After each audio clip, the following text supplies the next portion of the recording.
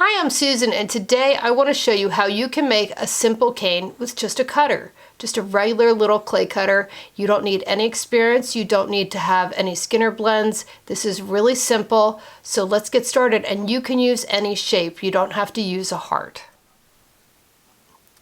Now I'm starting out with this little tiny heart cutter for this technique. You can use any size heart. If you use a larger one, you'll just have a larger cane. I'm working a little bit smaller just because I don't want too much of this cane. So all I'm doing is cutting out little hearts. This is clay that I've rolled out on the thickest setting on my pasta machine.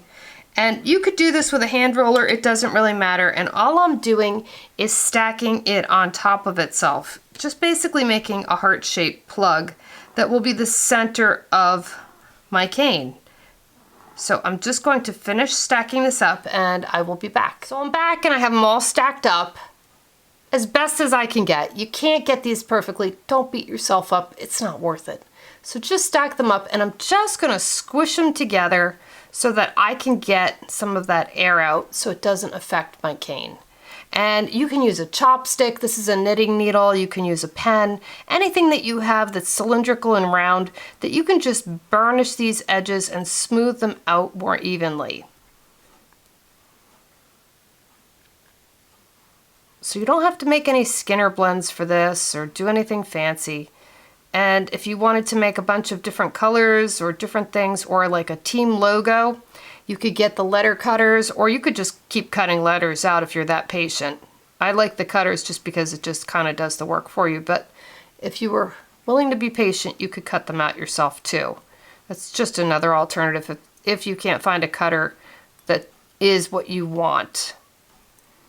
Okay, so we've got the heart all done. Now I've got a piece of clay that I've run through on a number 2. Now you could use any color, any thickness.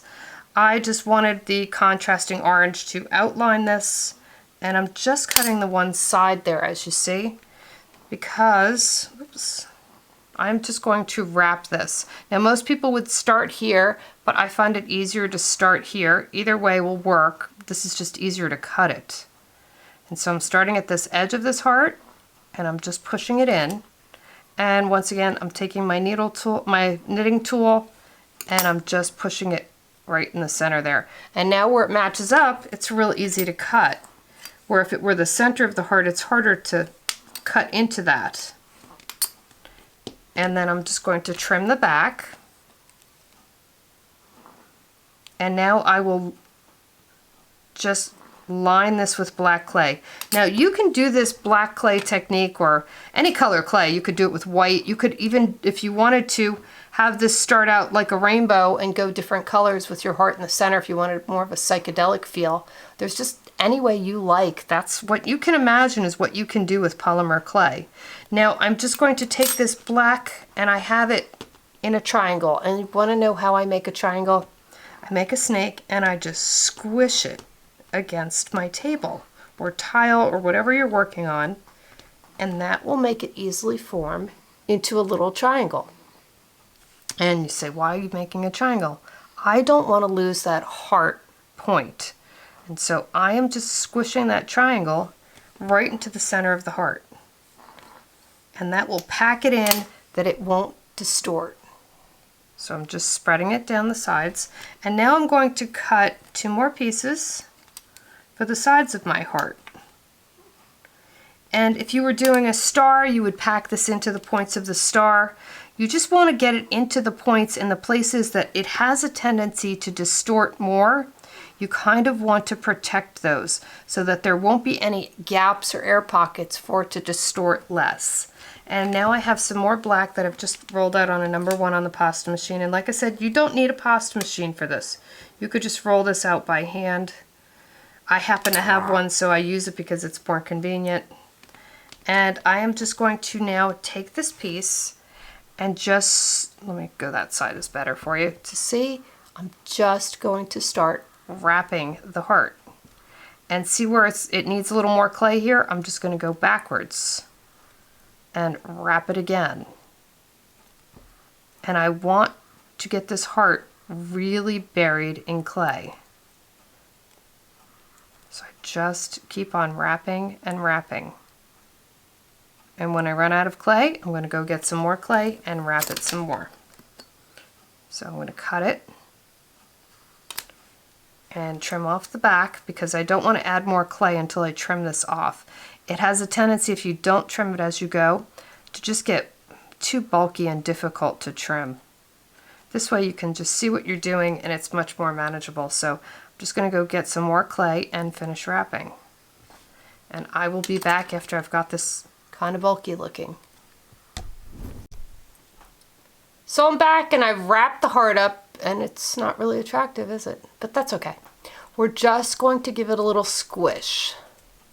You want to just pinch it in on both sides as much as you can, from the bottom to the top, to the top to the bottom. And what we're trying to do is get just some of this air out before we trim it up. And the way I like to trim it up is I just try to straighten that heart up. And I want this to be a square. Now if you wanted it as a circle, you could have just put less black clay. But I want this as a square, and I have no clue as to why I want this to be a square. I just do. And I think it's because I wanted to show you that there's different ways of making a cane rather than just circles. Squares are really easy to reduce. And there you go. You have a perfect square. Now I've done this in different colors because I want a rainbow of hearts. Well, it would go more like, I need the purple in the middle, but the purple has already gotten small. And you can see what the difference is once I reduce this. It's way different, so I will have the purple in the middle. So I'm going to start to reduce this, and the easiest way to reduce this is just take your fingers and press it against the table. And if you don't want to do that, you can take your fingers and press it on each side and go up and down. Either way will do the same thing. It's just which one you're more comfortable with. Some people are arthritic, some people just don't have that dexterity. I like working with the table. I like pressing it against the table. Try not to use a roller. A lot of people want to take a roller and go back and forth on it. Will definitely distort this type of a cane. Don't do that. Just be patient and push against the table. Now you can pull one end a little bit as you push. Not really strong, just a tiny bit. Just give it a little tug and keep working on this until it gets smaller. So I am going to just continue doing this exact motion until I get it to this size, and I will be back. Well, I'm back, and here's my reduced cane. That was quick, right? Actually, just watch a movie, grab a cup of coffee, just sit and press, and now you can see you have these perfect little hearts. It just reduced it. So easy way to create a cane. Now you can make these go side by side and use these as an edging on something, or all different ways. So let me come back with the rest of the colors and we'll start to play. Well, I've got all my canes reduced and you can see how cute they came out. And rather than doing just one heart, I of course had to do a little rainbow. And what am I going to do with this? You can take this and do it all sorts of ways. I just am here to give you ideas. You can use this for an edging. You can reduce it. You can use this if you cut it in half. Okay, and restack it. You could have the hearts on top of each other. You can have the hearts going the other way. You can have this go into a circle. You can have all of these hearts go around a big heart and use this as an edging. There are so many things you can do with this. It's just a matter of your limitation. Now, besides just creating these other canes that I can use in lots of other things, I've created some things just with the simple hearts. I created a pair of earrings, and these were just some simply dangles, and just using the individual canes themselves, so you don't necessarily have to use fancy canes. And I've also created this beautiful wrap bracelet, just using, like I said, the individual colors of the hearts and just letting them wrap around the wrist with some crystals in between. So you can create lots of things with just a simple cane and a cutter. You don't have to be really intricate and you don't have to spend hours making your canes. So I hope you enjoyed that and have lots of fun making cutter canes. Thanks for watching.